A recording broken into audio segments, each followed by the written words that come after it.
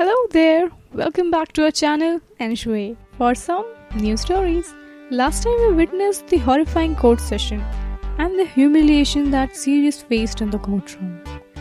The court was dismissed on a tense note that the cloak will be brought down soon.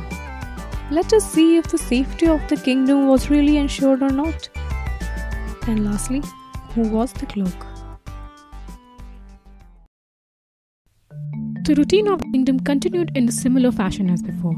The inquiry and quest for the cloak was on. The results were reported to the king every second day, but there was nothing substantial in the results that could tell who he was or from where he came. There were many mouths, and thus many stories about the cloak. There are no souls and no bases of rumors and stories. They are a complex concoct of people's imagination and further exaggeration and improvisations taken up from the surrounding.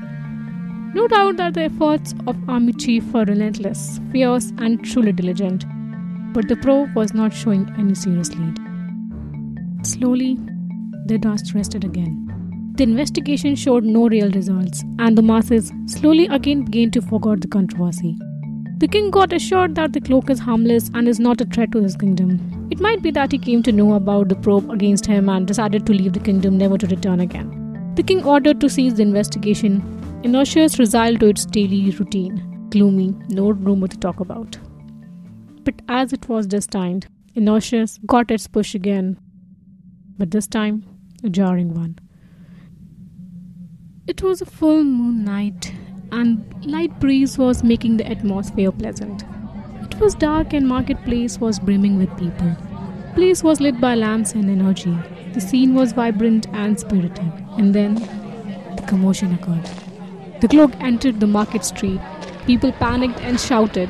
The cloak also got panicked and started moving out of the market. But this time, the army was not sleeping. The army blocked his way out, and the cloak retraced his steps towards the kingdom. The guards sent the signal across the kingdom that a possible threat is roaming around. The news broke in the army chief's ear, and this was the time to show his worth and regain lost honor. He quickly prepared the forces to grab the cloak. This was his time. And so the cloak entered Ignatius this time. He showed the signs of a great escapist. It was not easy to catch him. Whole army was running behind the cloak. Cloak ran into a lane. Sirius ordered to block his way from the end of the lane. Cloak escaped to the lane in between. He climbed on the roof of a house and climbed one after another to reach at the end. Arrows were showering on the cloak, but he was too swift to be hurt by them. An arrow pierced his arm and one hit his leg. He jumped down the roof of the last house, and the army was just about to grab him that he toppled on a vegetable shop. All the vegetables rolled down on the street and everyone was toppling over them. The cloak got an idea of saving himself. He started throwing everything in the market on the guards. He used several things available as his armor and tools. Who could have thought the household armaments can hit so hard? The chase operations became completely chaotic. Cloak took advantage of the situation to run away and hide. Destiny was with him. Clouds covered the sky and strong winds started blowing. Soon it was drizzling. Everyone rushed to take shelter.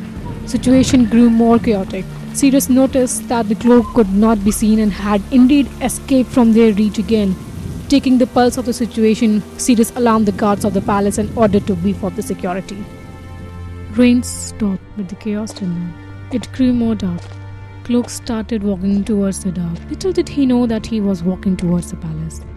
Cloak was breathing heavily. He was dragging himself, trying to find a way. He was getting dizzy, felt weak. Eyes were getting closed. He was using all his strength, trudging all the way. He realized that he was heading towards the palace. What better place he could find to hide? No one was ever going to search for him inside the most secure building of the kingdom. He took advantage of the confusion and quietly climbed the wall and landed in the flourishing garden. His eyes felt heavy. The world was getting blurred. The mind adhered to the thought of finding a way and a place to hide. He was trembling with pain, breathing heavily, but before he could do anything, he collapsed on the ground. Fortunately or unfortunately, the place where he collapsed was the king's private garden where no one was allowed without his permission. A place where he could have a moment away from Ignatius. A place where he spent some great time with his family before losing them all. He did love someone after this, and who knows what happened.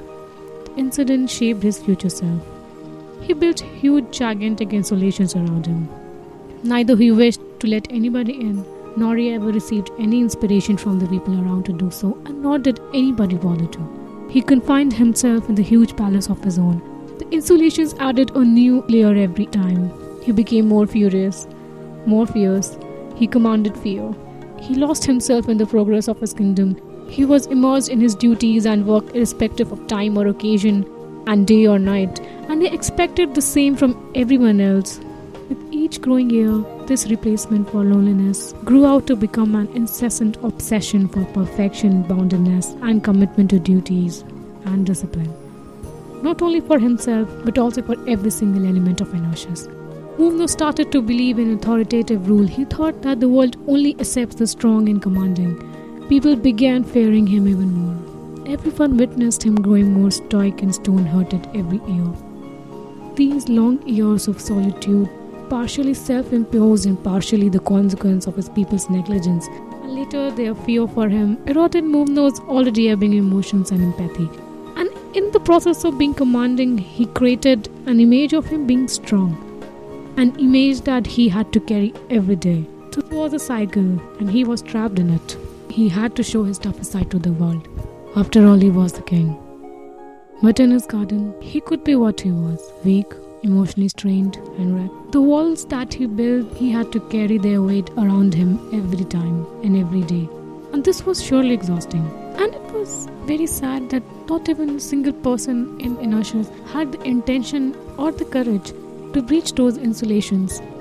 And this garden was the biggest element of his whole system of insulations.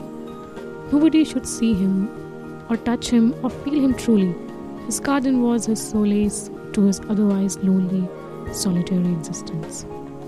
But now, the cloak was in the garden. The insulation was breached after a long, or maybe the first time, unintentionally. The weather indicated a storm. Everybody could sense it coming. Nobody wanted to welcome him. The king was away from the chaos of the night. Everything was over for him. The night was over. The cloak had escaped, he thought. He came to the balcony beside his room to see his most beloved garden being completely quiet, cool, and serene and lonely like him. But this was above his expectation. He saw an obtrusive silhouette against the dim white light of the moon, continuously flickering due to clouds moving fast, obscuring the light. Disturbing! He collected his armed guards and rushed towards the figure lying in his garden. The guards encircled the figure with their swords and arrows pointing at him. "He is the cloak!" somebody said. Everyone raised their brows and got more alert.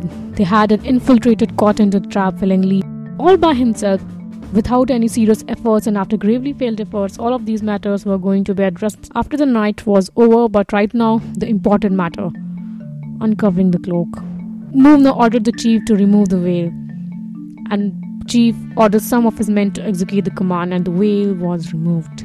Everyone was shocked, terrified, and felt immense repugnance and revulsion. What? Everybody's expression came together. This was the threat the whole army was after. What? Was this serious? To everybody's surprise, Cloak had curves. And instead of a clean look, he had messed up locks covering the face. Cloak was actually a girl with a deep scar on her face. Who was she? Who was she?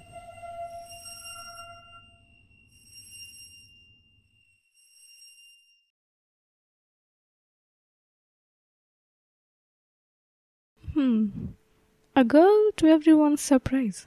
Will the girl be able to face the king's fury? To know that, you know what I'm going to say. Stay tuned to us, keep listening.